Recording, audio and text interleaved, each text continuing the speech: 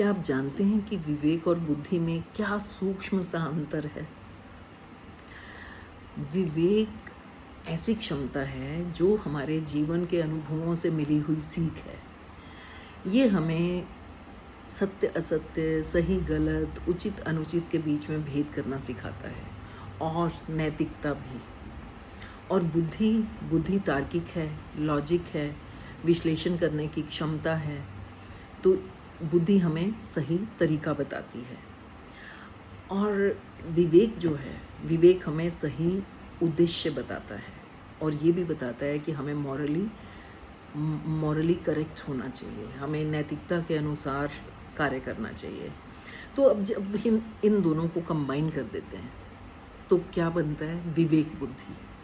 अब विवेक बुद्धि जो है बहुत ही प्रबल और शक्तिशाली है। जब हम अपनी विवेक बुद्धि से अपने आसपास हो रही घटनाओं के बारे में सोचते हैं तो हमें समझ में आता है कि जो कुछ भी घटित हो रहा है वो सब प्रकृति की एक योजना है। एक योजना के तहत ही वो सब हो रहा है।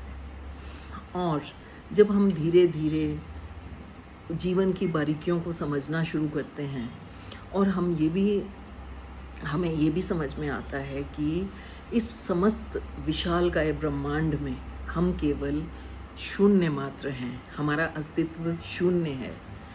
तो जब हम इस चीज़ को एक्सेप्ट कर लेते हैं, हम स्वीकार कर लेते हैं, तो हम जीवन की चुनौतियों को, कठिनाइयों को, दुर्गमताओं को समझने में, फेस करने में, स्वीकार करने लगते हैं। हम उनको वो हमारे लिए स्वीकार्य हो जाती हैं।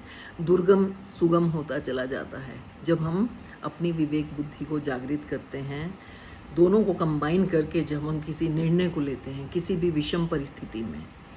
तो श्री कृष्ण गीता में जब उपदेश देते हैं अर्जुन को, उससे पहले वो क्या सोच रहा है? वो युद्ध के नियमों के बारे में सोच रहा है, गुरुजनों के बारे में सोच रहा है। वो अपने जो भी है उसके मन में काफ़ी विचार आ जा रहे हैं। वो सब उसकी सामान्य बुद्धि है।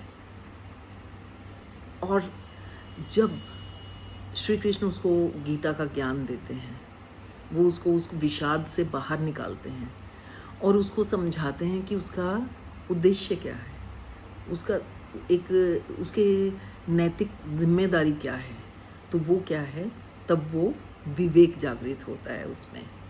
तो जब हम विवेक और बुद्धि को कंबाइन करके माइंडफुली